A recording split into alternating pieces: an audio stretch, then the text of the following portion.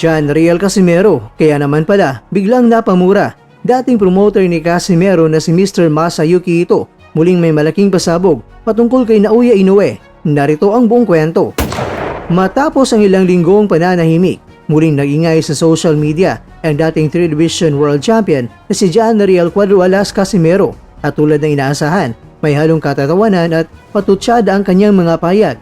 Sa isang Facebook video na kumalat ngayon, ipinakita ni Casimero ang kanyang pangangatawan habang naganda para sa nalalapit niyang laban kontra yan sa Japanese boxer na si Kyunosuke Kameda. Bagamat litaw ang muscle at malinaw na nasa maayos na kondisyon, pabiro niyang sinabi na ganito, "Malaki pa rin ang tiyan ko, paano na yan, malapit na ang aking laban." Ang payag na ito mga kakwento ay tila pasaring sa mga kritiko na patuloy nang bumabatiko sa kanya online, partikular na yung mga nagsasabing madalas umano siya na overweight sa mga weigh-in. Bukod sa mga patutsada, hindi rin nakalimutan ni Casimero na hamunin ang mga nagdududa sa kanyang kakayahan. Sa parehong video, confident niyang sinabi na handa siyang pumaldo, isang salitang madalas niyang gagamitin para sa pagtaya o pustahan sa laban. Sa mga gusto pumaldo, ipusta niyo na lahat, huwag kayong maghihinayang, ani ni Casimero habang todo ngiti at halatang kampanteng-kampante. Hindi lang basta kumpiyansa, kundi tila sigurado sa panalo. Nang tanungin tungkol sa prediksyon ng laban, matapang niyang sinabi na ganito, "Yung mga nagsasabi kung anong round ko tatapusin, 30 seconds lang daw." Abangan nyo guys, kung gusto nyo pumaldo, sugal nyo na lahat ng kayamanan nyo. Ha? Ay, nagtanong, anong round daw sila tatalpak?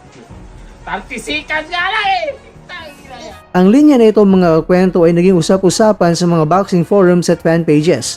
Maraming netizens ang natuwa sa tapang ni Casimero, habang ang ilan naman ay nagsabing baka ito na naman ay isa sa kanyang mga mind games para painitin ang interes sa laban.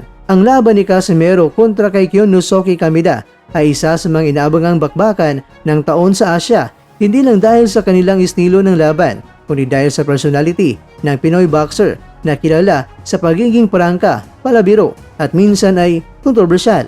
Sa mga nakalipas na laban, ilang beses nang pinatunayan ni Casimero na hindi lang puro salita ang dala niya, ngunit ngayon ay muli siyang nasa spotlight. Tila gusto niya ipakita na handa pa rin siyang manapak ng malakas at higit sa lahat, hindi siya tinatablan ng mga batikos. At para kay Casimero, ang mga puna tungkol sa kanyang timbang ay parte lang yan ng laro, pero ang importante ay pagdating sa ring, si Casimero pa rin ang magpapatahimik sa kanila habang papalapit na ang petsa ng kanilang laban. Marami ang umaasa na makikita muli ang agresibong estilo ni Cuadro-Alas, mabilis, mapangahas at puno ng tapang. Kung tutuparin nga niya ang kanyang binitawang pangako na 30 seconds lang tapos si Kameda, posibleng maging isa ito sa mga pinakamaikli at pinakamainit na laban ngayong taon. Ngunit gaya ng dati, hindi lang sa suntukan nakatutok ang mga boxing fans, kundi pati na rin sa entertainment value ng bawat payag ni Casimero. Maging biro man o seryoso, tila sanay si Cuadro-Alas na maging sentro ng atensyon sa loob at labas ng ring.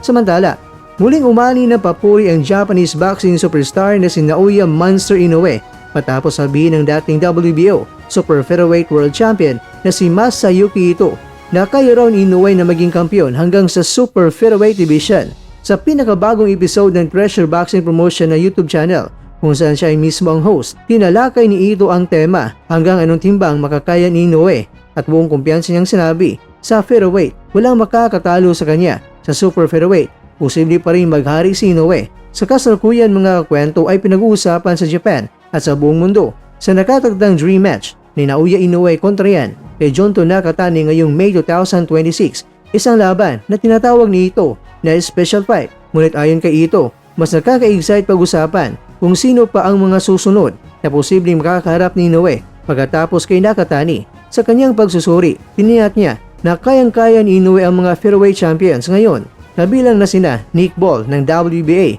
Hindi raw matatalo ni Ball si Inoue. Si Angelo Leo ng IBF, sigurado siyang panalo si Inoue.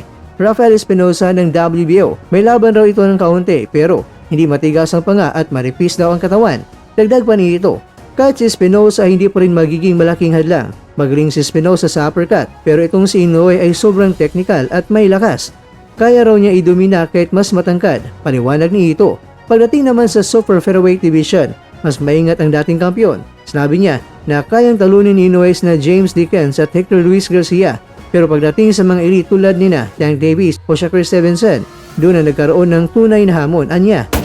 Ayon kay Ito, posible pa rin makasungkit si Inoue ng world title sa super featherweight, pero hindi na ito kakayaning umakyat pa sa lightweight division. Magiging sobrang delikado na dahil sa laki ng kalaban, babala niya. Sa pagtatapos ng panayam, ipinahayag ni Ito ang kanyang paghanga. Kung magpapatuloy si Inoue sa ganitong performance sa loob ng 3 taon, siguradong kaya niyang sakupin ang super featherweight hanggang 36 to 37 years old. Magiging halimaw pa rin daw itong si Inoue.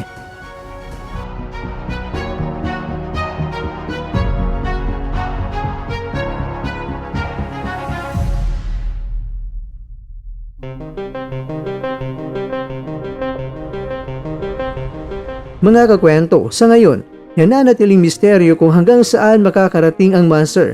Ngunit, kung pagbabasihan ng mga eksperto gaya ni Mr. Masayuki Ito, mukhang walang limitasyon ang maaring marating ni Naoya Inoue sa kasaysayan ng boxing.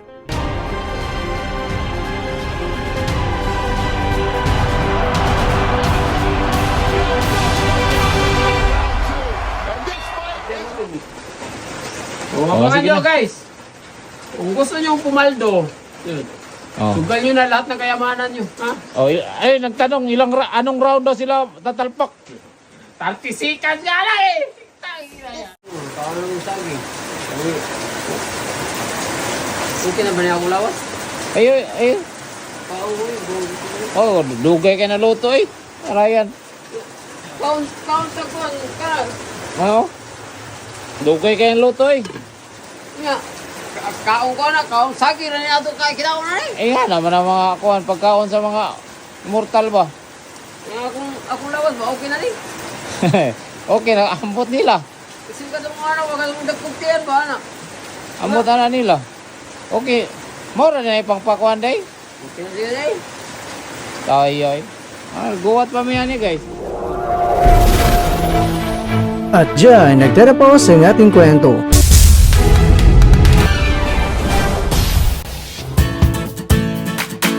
Maraming salamat mga kakwento sa inyong panonood. Pero baka naman mga kakwento ay nagustuhan niyo po ang kwento natin ngayon. Baka pwede niyo po akong mabigyan dyan ng like, subscribe at pa-click na rin sa bell button.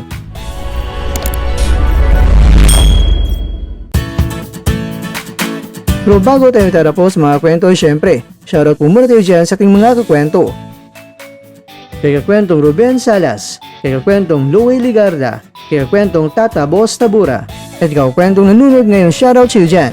Bueno, hanggang dito na po muna ang ating kwentuhan, at abangan nyo na po ating susunod na video. At dito lang po yan sa isang channel na kung saan maaring ito'y mga kwentong di pa na kwento sa inyo.